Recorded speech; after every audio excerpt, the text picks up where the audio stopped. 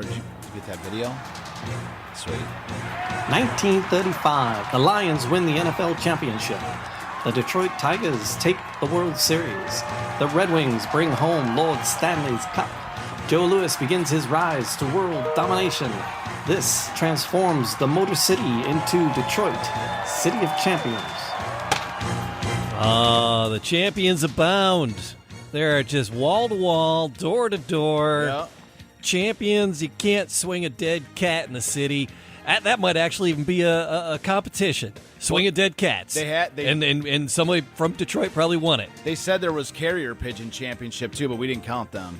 Oh, really? Yeah. they said it in the newspaper. He's like, he said ever since we started counting these all up, he's like, we've had people coming out of the woodwork saying they've got all kinds of crazy champions. Yeah. And he said one of them was a carrier pigeon. But did you never found anything further on it? The guy said, yeah, he mentions it in there. I've got the text somewhere in there. He says we had a carrier. There's these guys that claim. But you didn't find anything beyond that one mention. No, he was like, they had letters to the Detroit Times saying this guy, Mr. Such and Such has the carrier pigeon championship or something. Amendment to the show, 34. Here we go. We got to add another star to the. Yeah, no, he didn't count it in, so we're not going to either. But another star in the constellation of the City of Champions story. Yeah, galaxy of stars. Yeah. But no, it's talking about swinging a dead cat or swinging some cat guts. We're swinging some rackets, which I think are made of. The netting is made of some kind of gut, some of the original tennis rackets were they really fastened through cat gut? Yep. Are you serious? Oh, absolutely. Yes. Hopefully they just found the cats. They have like an industry of butchering cats for probably tennis did. rackets. Probably it seems did. like a bit barbarous. That whole Rawlings crew. And the Spaldings. I don't know. I have to fact check that. That's they're going. Hey, I'm just making crap up. Like, hey, you're the facts guy. No, I don't. Think I just say ridiculous crap. Yeah, I don't think they were because I think there'd be some outrage by some humanitarian groups. But swinging a dead cat, swinging the rackets. So that's where we're at today on Detroit City of Champions. The story. I'm Jamie Flanagan, Charles Avison, and thanks for joining us. We appreciate you being here.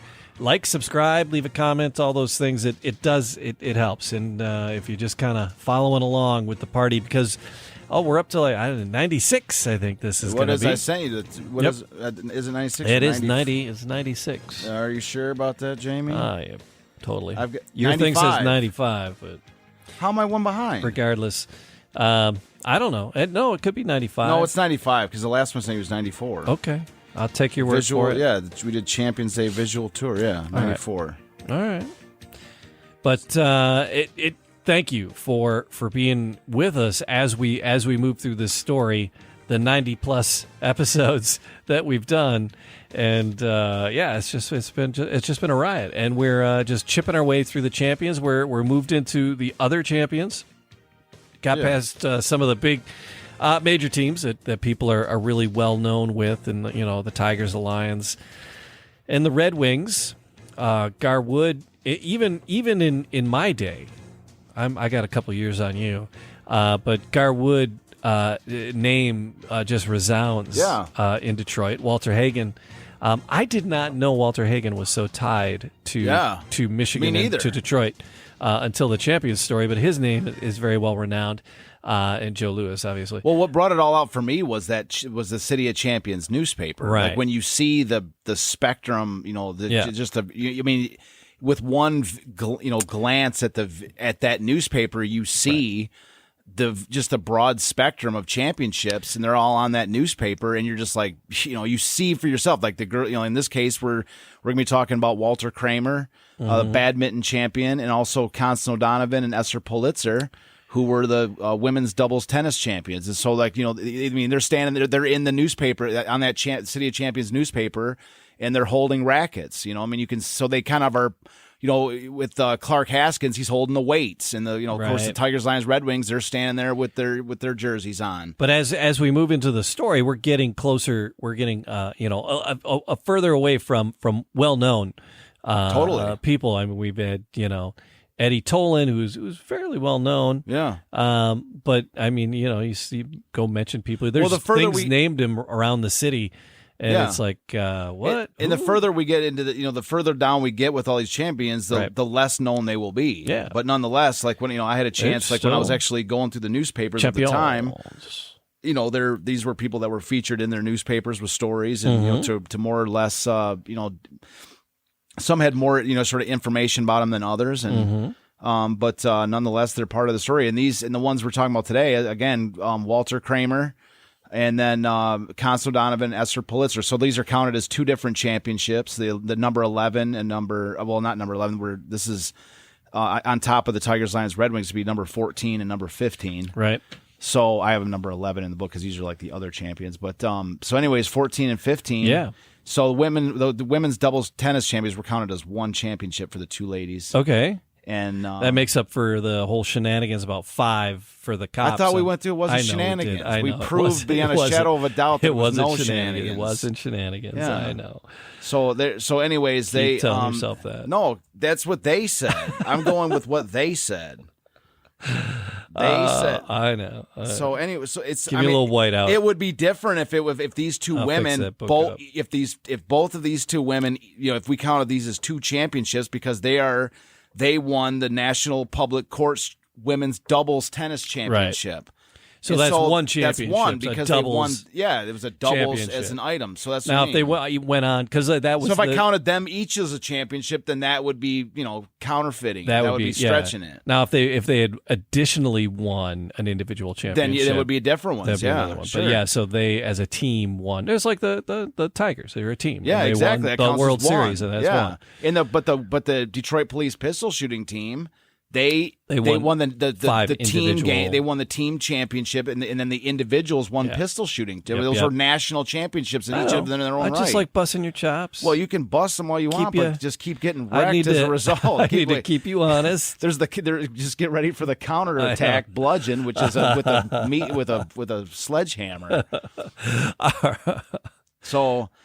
So as you whack me with a racket here, I'm having fun bludgeoning. I don't know if we should go on into the topic more because I'm having so much fun beating you with this stick. Who's up first? Is it Walter? Is the first one we want to talk about? Yeah, why not? That's what we have. So what do we know about Walter? Because it's like the information gets a little thinner with. So I don't have a ton of information about his early life. I mean, really, I don't have any information about his early life. But we're basically talking about what he did at this point. And of course, anybody that finds any background information is welcome to, submit it, contribute it. But so he is a badminton champion of 1935.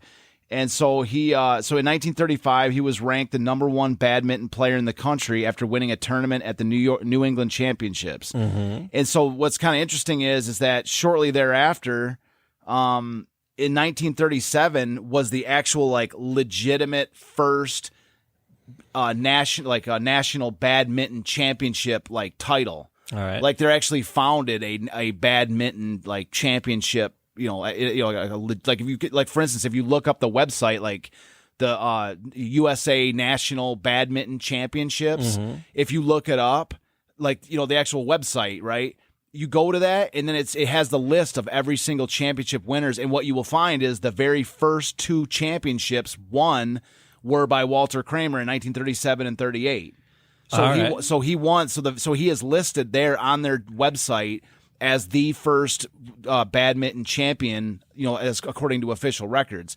But as far as but before that specific, it's almost like having the Super Bowl. You know what I mean? Whereas the Lions have never won a Super Bowl, yes, but they won the NFL championship prior to that, right? They won the 1935 championship. So it's kind of like this. There was no that specific badminton national championship trophy did not exist in 1935, but what did exist was the ranking system, right? And he was ranked number 1 in 1935 after having won the most prestigious tournament of that time, which was the New England Championship. So now badminton had been around in the United States for a little while.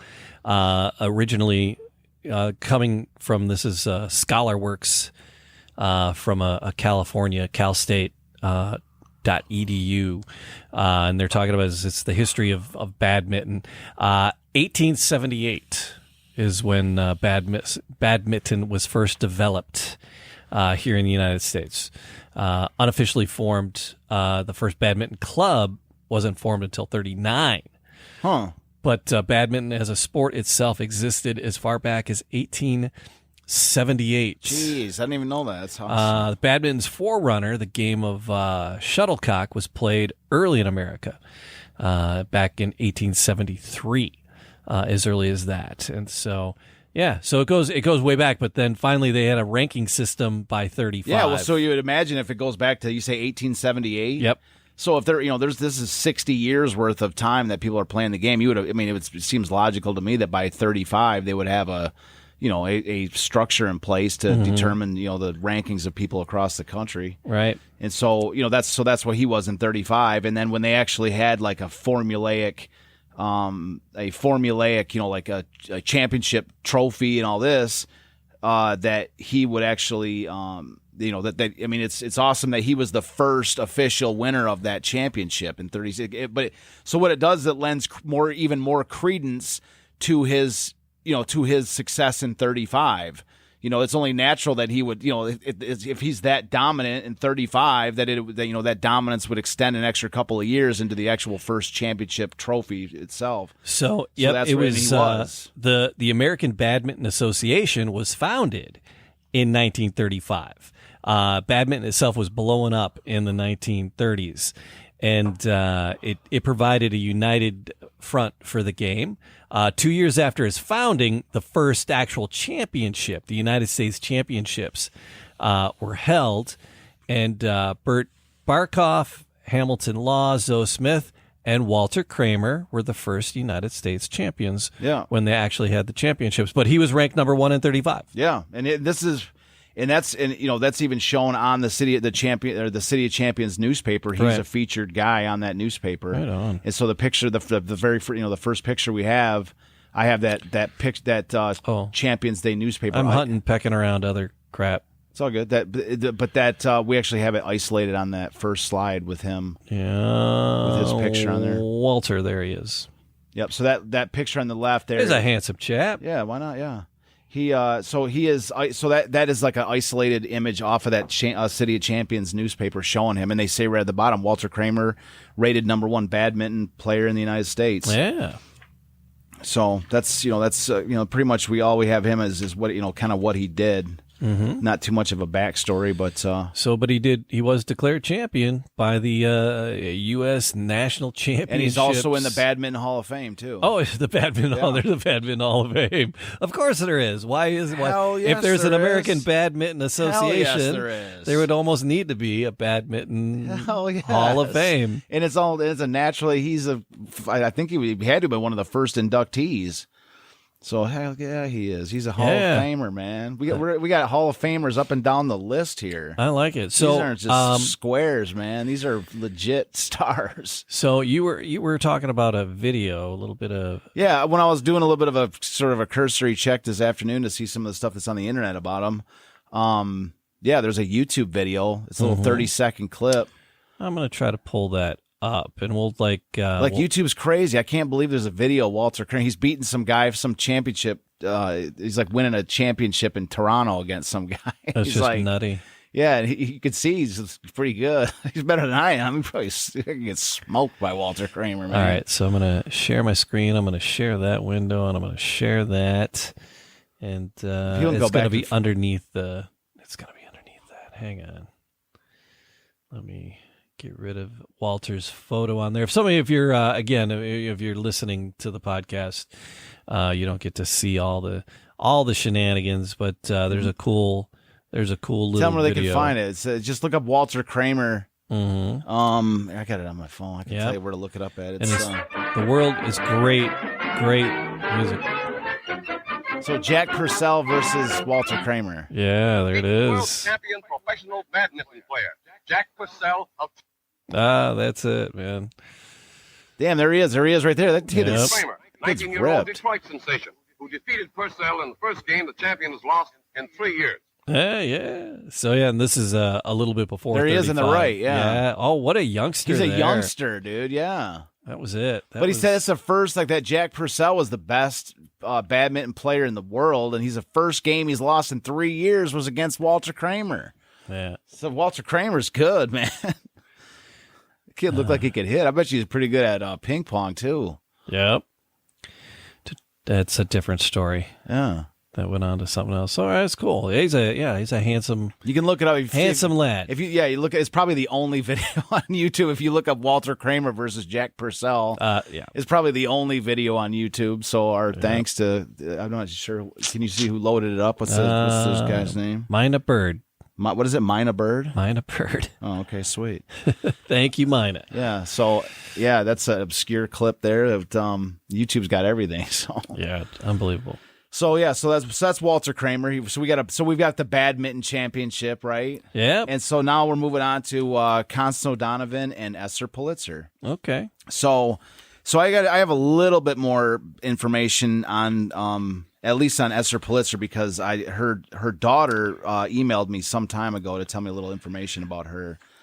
Well, there's a picture of Walter and Constance together. Yeah, so Constance. Yeah, so that's what's cool is that Constance O'Donnell was good at badminton too. So she won some kind of a championship with him at the same time. Okay. So she's good at badminton and tennis. All right. So that's what's kind of a cool picture is that she's with Walter Kramer. Because I noticed there was a little overlap there. Yeah.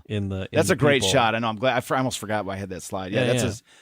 Look at him. He's got a huge trophy in the one picture. And then he's a great shot with him and Constance O'Donovan. Boy, they look just like little Grosse Pointe kids. Mm-hmm. Yeah. So that's her posing with Kramer. So she was good. She was good at. So she was a little star in her own right, and she's rolling with Kramer for these championships and that. But you were talking about the telegram, and I think we mentioned it last show. Yeah. That you'd received this from the family. Yeah, her daughter. And so it kind of, let's start with the story first, and we'll show that. So Constance, the way I understand the story is that Constance O'Donovan, as you can see there, she's with Walter Kramer winning this like badminton championship. So she was kind of like the little like local star of the, whether it was badminton or tennis, like she was already like the sort of like little star, like of the area. And so as the story goes, and it was told to me by Esther Politzer's daughter, her name is Jill Politzer Krach, Krach, Croc.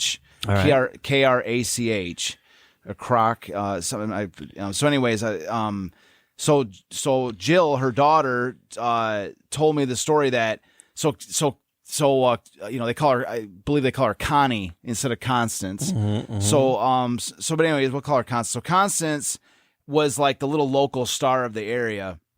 And as the story goes, like they were like, they were all set to like send her, they were trying to get her to like go like beyond even Detroit because she was so good. So they were trying to like her, I guess like the sort of the route they were trying to get her to go was via like the women's doubles route for whatever reason. I don't know why, but the route they were trying to get her on was like the sort of doubles, women's doubles.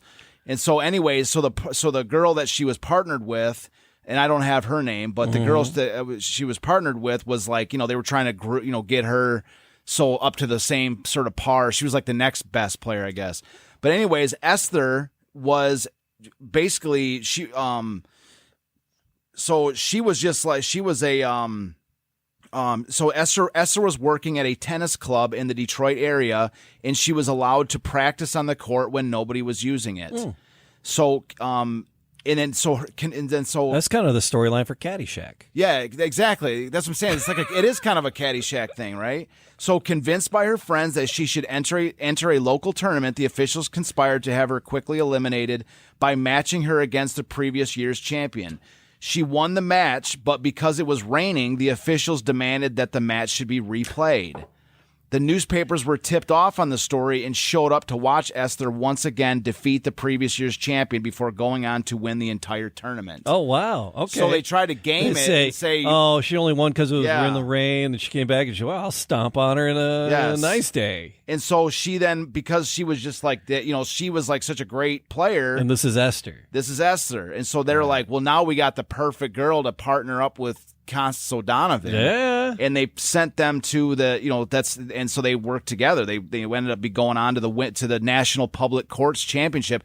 And what's interesting is that there's actually there's a website still, like the National like Women's like Public Courts Championship is kind of a big deal. I'm not, and this is full disclosure, I know I've watched a little bit of tennis in my life, but I know very little about the inner mechanism, so this could be a big deal for, it is, I take it back, it is a big deal. It's listed, they have a whole list of the championships, and they are listed in the women's doubles court, if you look up women's double, or not just women's, but national public courts championships. What is a public court? Public court, like I believe it's outdoors, and it's like the public courts, like people can play at the public court, I guess. But it's a big deal. Like there's a list of every winner all the way back through the 30s, and they're there for 35 on the list. Her and Esther Politzer, and so it was so they went on. So they went to I believe it was New Orleans to win that, but they had to go through the entire U.S. Like there was a bunch of different locations before they actually got to,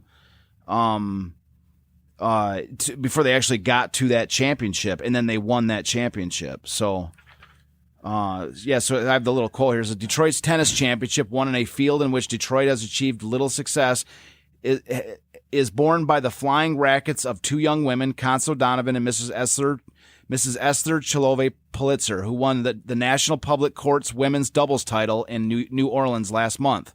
And they defeated a St. Louis pair, Mrs. Virginia Beyer Duker and Virginia Jacobson, in the finals. And so this is an article from the Detroit News on October 13th, 1935. So that means that in September, approximately September 13th, 1935. Right approximately when the Tigers are about to win the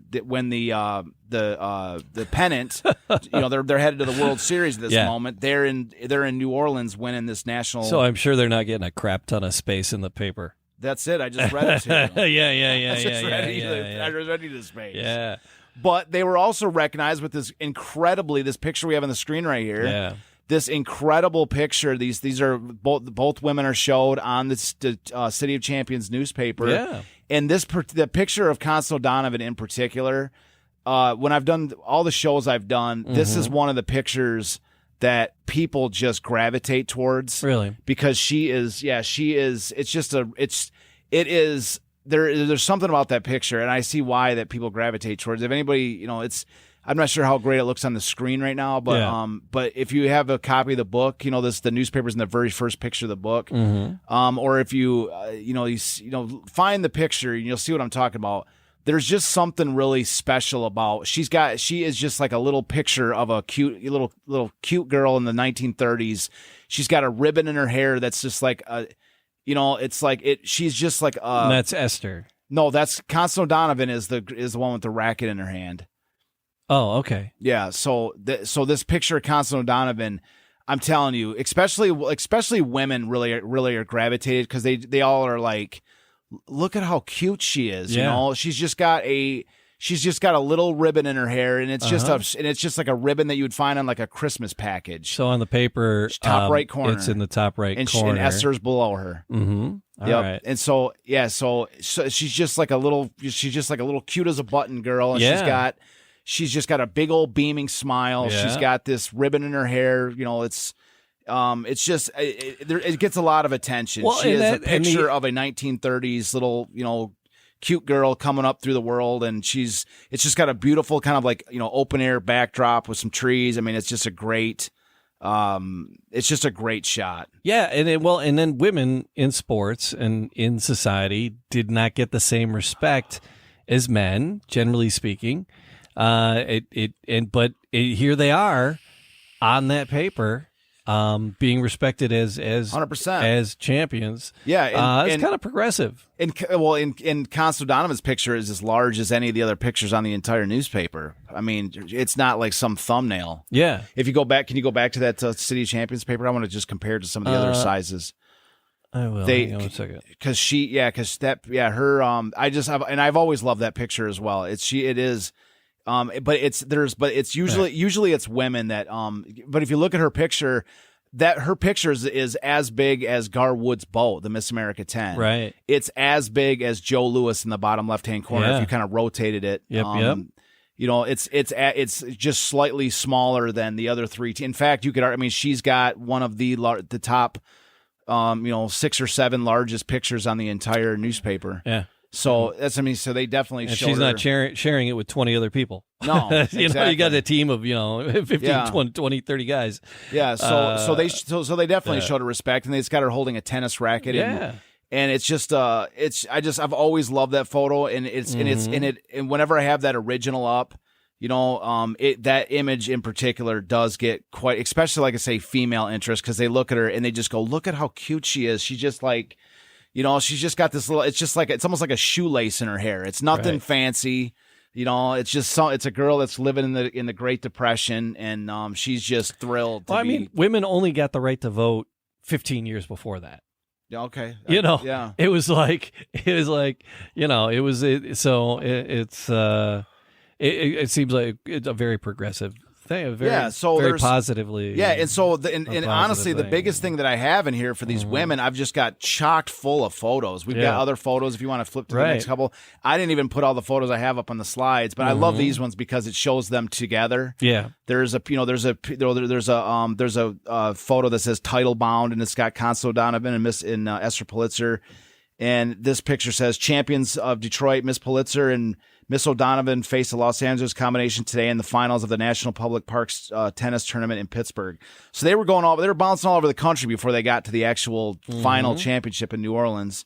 And then the other pictures got them walking together arm in arm. They're all smiling. And then there's another picture where they're sitting together drinking like a pop or something. Whatever. I'm not even sure. Let me see. I got a closer inspection here. They're sipping on I think she's doing. Oh no, her yeah, lipstick. she's doing her makeup. Looks like doing her lips. Yeah, because it actually says, it says, so she's doing her makeup or whatever. But anyways, it just shows them. Yeah, it's just I just love it because I love those pictures because they're kind of partnered up with each other. Arm in arm and that. But I've got a few other pictures. Just one is a great shot in the book where Esther Politzer's like she's jumping to hit a serve. Yeah. There's another one where Esther Politzer's returning a serve. They were the subject of some pretty good photography back then. Right. And so anyways, that's who they were. So we got women's doubles tennis. And so do you want to show the so this is one of the coolest things about the entire project was her daughter Jill sent me, this is like one of the holy grail of all of Champions Day. And this is again another first on the internet. Oh, actually no, that's not true. I have this on my website. This is on my website. The Champions Day newspaper is not. So that was its official internet debut. This is on my website.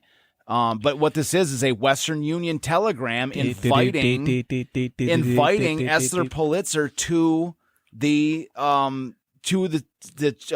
Champions Day. And her daughter Jill shared this. Jill with you. sent this to me. Yeah. Do you have the physical thing or just a photo? She of sent it? me the photo. Yeah. Okay. But it was a great shot. Yeah.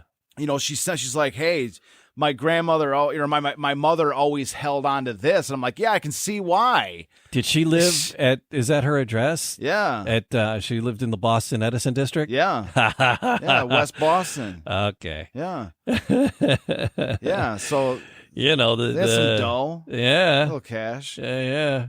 So just saying. But the Western Union telegram, it's dated. I can't afford a house there now. Well, yeah, back then that was crazy. So the telegram is dated April 14th. So of course Champions Day was April 18th. So she had about 4 days notice to maybe she had heard about it prior because it seemed like maybe this was like the official invitation. But we have pictures of her at the party. Yeah. We showed it last week. We've got pictures of her at the party. And Constance O'Donovan. She was there with her. Right. And I'm glad you had this. So, that's what I'm saying. It's kind of cool. This is ultimate memorabilia. It connects, this is the invite. Yeah. And then there's also, we have her pictures at the party. So she obviously accepted the invitation. Yeah. So anyways, in case you can't read it, might be a little blurry, or maybe you can't see it, you're listening. It's a Western Union telegram. It says the address at the top, and as Jamie mentioned, it says West Boston. It's talking about Boston Edison neighborhood. But anyways, the telegram says, Esther Chilove Politzer, you are cordially invited to be the guest of this city at a Champions Banquet Saturday night, April 18th at 7:00. Will you please call for your ticket at the Detroit Times Sports Department sometime Friday. Sincerely, hope you will be present. Ed Hayes of the Detroit Times. I just love that. It's amazing. So that's an original. That's the invitation for her to go to Champions Day. Like, sure, just wait with a big crunch of the cigar. Get a telegram out to Esther. Get her over here. How much would the Western Union Telegram inviting Mickey Cochran or whatever to the freaking Champions Day, man? Yeah. Like any of those would be amazing. Yeah. And I bet you anything if we had access to some of these people's collections. Yeah. Because all these different probably teams stuffed in there. And they not probably even are thinking, not even thinking about what they are. Exactly. Yeah. So. That's what I'm saying is if we find any more of these, how awesome would that be? If somebody if one of the family members of any of these athletes that, maybe look through their collections or whatever, their grandfather or whatever, and they find the Western Union Telegram, how awesome would it be to get some more of these to show, I mean, they probably have the same verbiage, but man, it'd be cool to reunite some of those together and show to show how, I mean, it's just, that's the invitation. Yeah.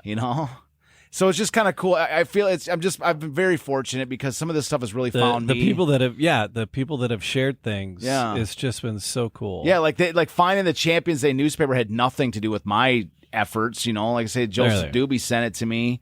And then of course, Jill Politzer, she sent me, I had no idea. She sent that to me, like she emailed me and sent it. And it's just like, I'm fortunate. I'm lucky. We're lucky that these people are still that are just kind of in tune and they see something And there's Esther at the Champions Day celebration. We got a photo of that up. And that comes out of, this was out of the newspaper. Yep. Out of the Detroit Times, probably the day after or so. Yeah. No, it came out. Yeah. It was the day after. And then, she's in there with Dick Tom Haney, Kathleen Hughes, and then we're gonna Esther's get to Kathleen Hughes, sipping her tea there. Yeah, it's just fun. And I think we have the other one with Constance O'Donovan, don't we? Is she in there somewhere? I don't know. Well, she's in there. So maybe we didn't load it up. There's one with her in it. Yeah. Okay. If not, there's one with her in it in the book too. So, but that was So again, the books are available through the City of Champions website and most fine local retailers. Yeah, but it's just cool that some of this stuff, it's made its way into the story. Yeah, dude, it's found its way back. It's found its way back to see it, and it's like once you realize how cool the story is, the fact that we've got some memorabilia from it, like that's the friggin' Western Union Telegram inviting her to the dinner. That is freaking awesome, man. It's just, that's kind of why I like doing these shows like this, where we're focusing on this one champion, this racket sports or whatever, kind of hyper analyzing it because it kind of, when I'm putting these books together, I mean, of course I thought at the time how cool it was, but actually thinking about it now, actually like giving it some focused thought, I'm like, dude, that's freaking awesome that we have that. So as you were going through the process of collecting the books, right? Because you started out with just the 2-page paper and getting information about the 3 championships, and then it exploded from there. Did you think you would find the materials on these other people? When did you go down the path of the other people? When did that door open for you? Beyond the 3. Well, what it was when I was writing the first book was written as like a story of the season. I wrote it as like sort of an aerial view, as like an overall summary of the season itself, like the story. But was the first book on really the big 3 and Joe Louis? Yeah, and then it was like but the thing is, when I was working on the first book, I realized that there was all these other championships when I was working on that book. Okay, at what point in your research did that come? Well, the way fruition? the way that I work is I gather all the information first, right, and then I sort it all out, and I basically honestly, the book is almost written before I even start writing it. I mean, it's like I've got so much vast information ready to go. Most of the time, I actually have to cut stuff out before I start writing because I've got so much information, and so. But initially, when you were doing the City of Champions book, were you just looking for the first 3, or did you have an inkling of? Yeah. Others? Yeah. When I started with the 2-page paper, I was working the first 3. I didn't even. In fact, the 2-page paper didn't even mention Joe Louis. So that 2-page, and then the thesis was again focused on the 3 championships, and then Joe Louis worked his way. It was the thesis was basically the 3 championships and then Joe Louis sort of at the end. So while you're working on your thesis, is that when you came across the rest of No, the it was champion in the first story? book when I was working on the first book. And so you're like, all right, I'm going to turn this thesis into a book. Yeah. And then I really need to dig and get more information. And you're like, holy crap. That's when it opened up. Yeah. Wait a second. Yeah. How far into that work from the thesis to the book? How far into it would you say that you came across the other champions? It was the Detroit Times, because was it something in the Detroit Times? It was the Detroit Times, 100%. Was it that page in the Detroit Times, that champions page, or what was it? Yeah, pretty much. I would say that. Yeah, I would think that was it. Yeah, yeah. The catalyst for the rest. I would think so. Yeah, because the last 15 years of your life. Yeah, I would. Yeah, and I write and I talk about it. There's an Our Detroit magazine, and I have the article on my website on the website. There's an Our Detroit article, and it was like I was just kind of talking to him, and it's kind of when it dawned on me, like here I give it a little thought. But it was like I was sitting there. See, I mean, basically, it was like the entire. It's hard to define like when exactly it was. Yeah. Because it was kind of like the more I looked, the more I found. The more I looked, the more I found, and the more I found, the more I looked. You know what I mean? It was like a sort of a cyclical thing that just snowballed into bigger and bigger projects. Yeah. And that's kind of how it was. Like because like it was like I said, like the first 2-page paper was literally just. It was just a paper about the fact that the 3 teams won. Right. And then the thesis is when it was like, well, hell, these are the first championships for each team. Like that was the revelation of the thesis. And Joe Louis was an afterthought in the thesis. It was basically like, oh, by the way, Joe Louis also was like a kind of a featured athlete from this time. Like he wasn't even really a featured thing. But the book itself, like after I wrote the thesis. What was the title of the thesis? It was just Detroit City of Champions. Okay, so I've still got it. Working on just on the 3, you were calling it Detroit City of Champions. Yeah. Oh yeah. Okay. Yeah, and so I've got the cover somewhere. I've got the whole paper still. Right. But anyways, so yeah, it was when I was like, because then I moved back to I moved to Scotland. I was dating a girl from Scotland at the time. I was playing American football over there. And I got a job over there. And so when I was over in Scotland, I was looking for I graduated from college and I was like trying to think of what I wanted to do. Like what's the next phase, And so, so I was over there. I was working as a laborer, like in construction and that. And I was playing American football. And then I had a couple business ideas over there. And then, but one of them was but my thoughts were continuously coming back to the City of Champions story. Because I'd written the thesis already, and I'm so I started having books sent over from America, about Detroit history sent to Scotland. So I was like an international buyer living in Scotland, having Detroit books sent over, and the more I was reading a lot of general Detroit history. Yeah. It wasn't a lot of there's a couple sports history books thrown in, but overall, there was still no mention of City of Champions or in anything. And it always sort of skipped over the whole thing.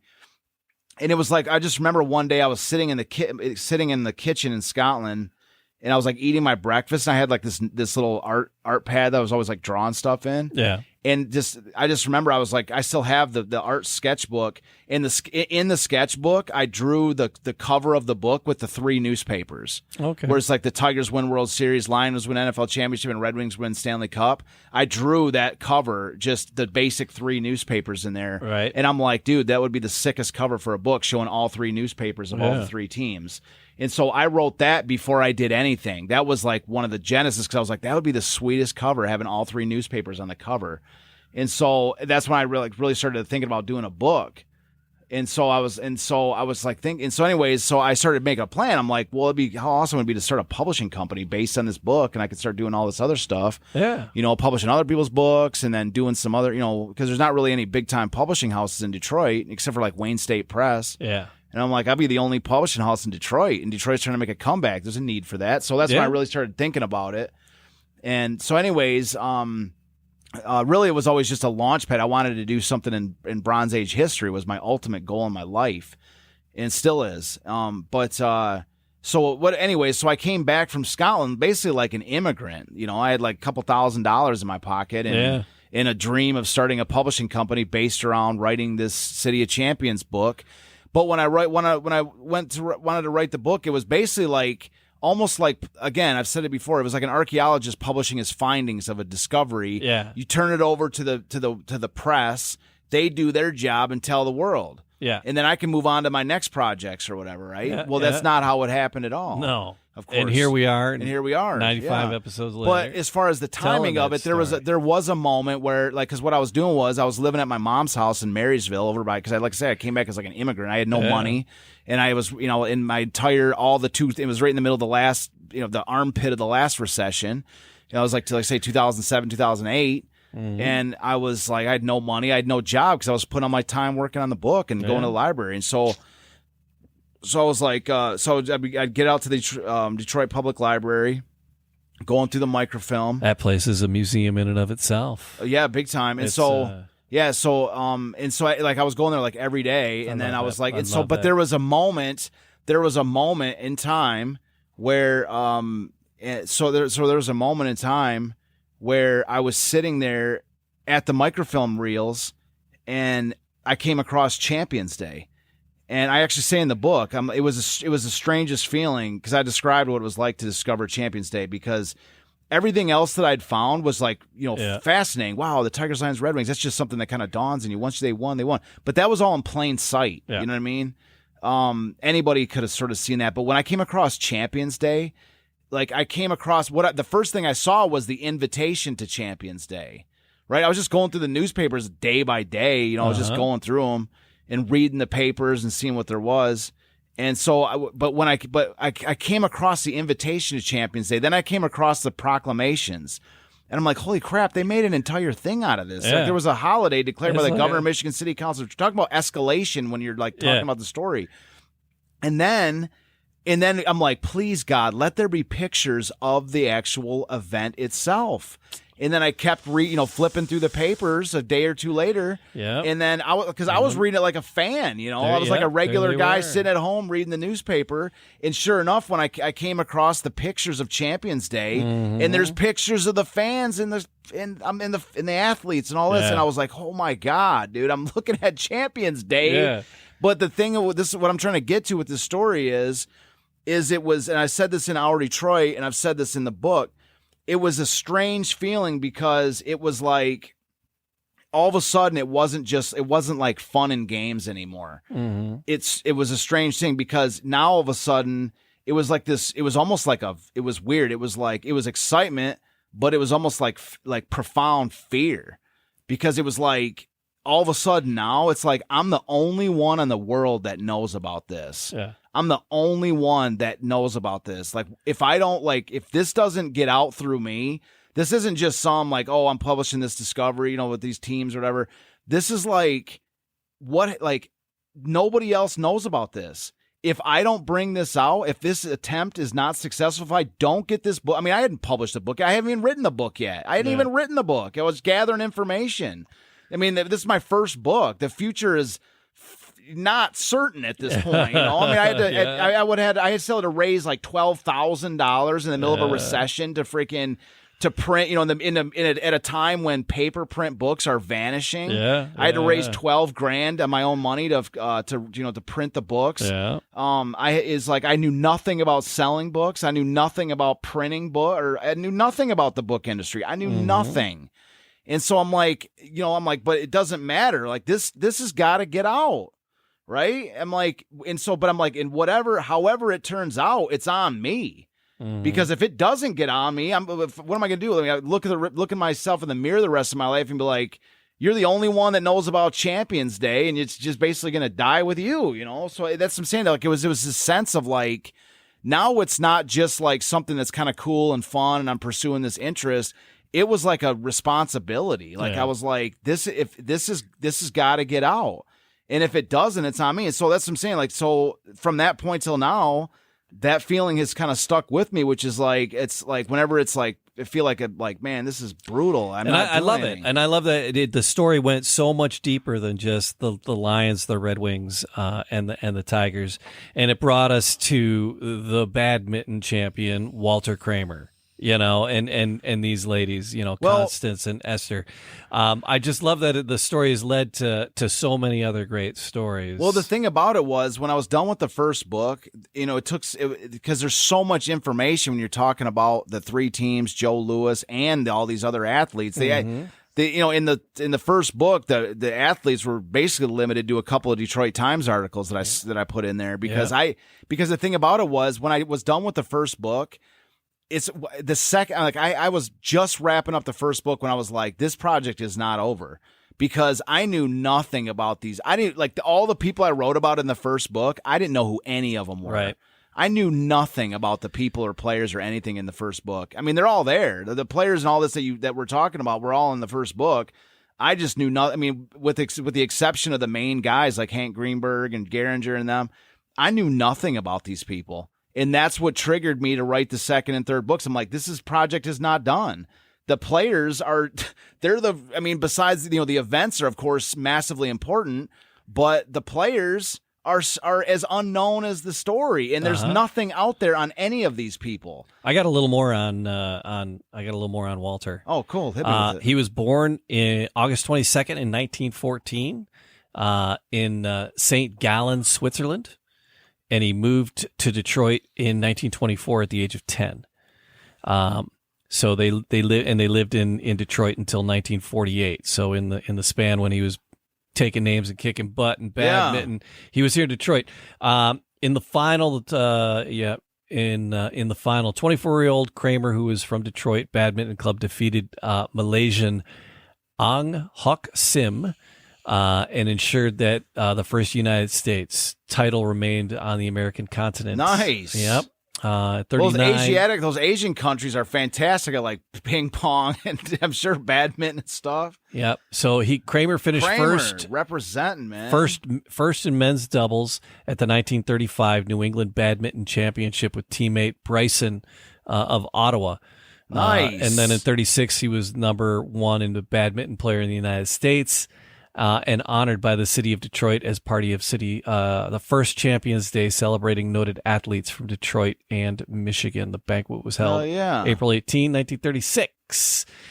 He won at the 1937 inaugural Open United States Championship, the title for men's singles. In 37, he won the inaugural. Yeah, he's on the list for the first one ever. Yep. So. And then he back to back. He went in 38 as well. In 38, yep. He built William Markham in the final in 38. So there you go. A little bit more about him. So from Switzerland, originally spent formative years here in Detroit and then moved on to Seattle after that. And then ultimately last residences were in California. So yeah. But he was a Detroit boy there for a while. Sure while he he was cashing in the championship. Yeah, of course he was. Yeah. So anyways, that's a little bit of the saga though for that. Because that's what I'm saying. Like they're so scared. The information is so sparse. Yeah, but that's what I'm saying. Like at the time when I was working on when I was done with the first book, like I wasn't done.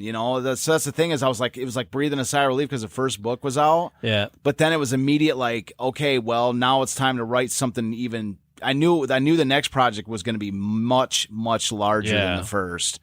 And I was like, man, where do I, start with this? And I was like, you got to start by raising cash because I was broke. I dropped everything I had, borrowed money from everything I could borrow, and still like living in my mom's basement, so it's like, so I moved to Detroit. I was able to start selling books at the art shows and get out of my mom's, like I said, I moved back as like an immigrant. Yeah. Moved to Detroit, and then it's just the rest is I guess you could say history. But I was collecting information for probably 3 or 4 years. Everywhere I'd looked on like eBay every single day. I was like, and then there was like about a year and a half, 2 years where I was just literally just going to the library every single day, looking through every single newspaper I could find, going through it just day by day by day. My printing costs were like $20 a day. Yeah. And then I would go to do art shows on the weekends to finance the research. Yep.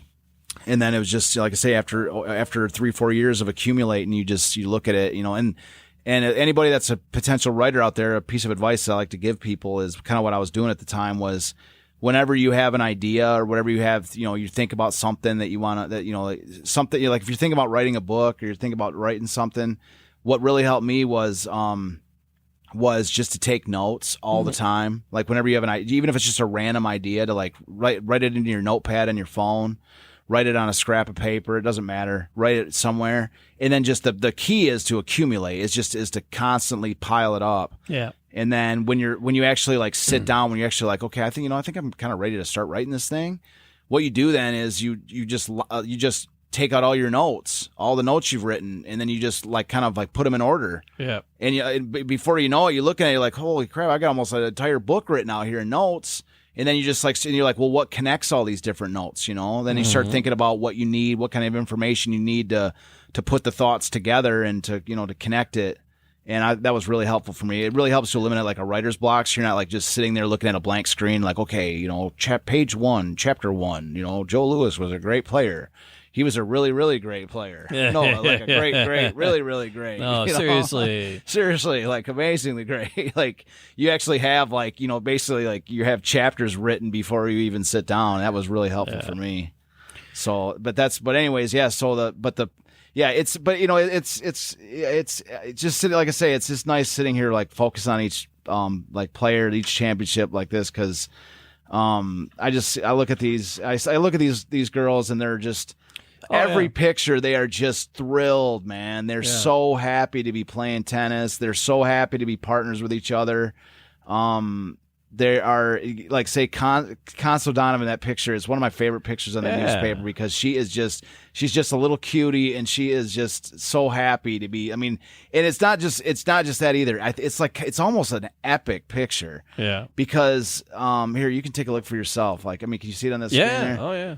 It really is like it's like this epic picture, man. She's just it's just a great shot. It's just a great shot. Worth it to go pick up the books. So if you head over to DetroitTheCityOfChampions.com, you can find the way to get the books there. And my thanks to again to Esther Politzer's daughter Jill because that telegram was amazing, and she also some of these other photos I'm looking at, she sent me a lot of these photos too. So my thanks to her. Yeah, for sending me these. It takes a village to raise a book like that. It does, actually.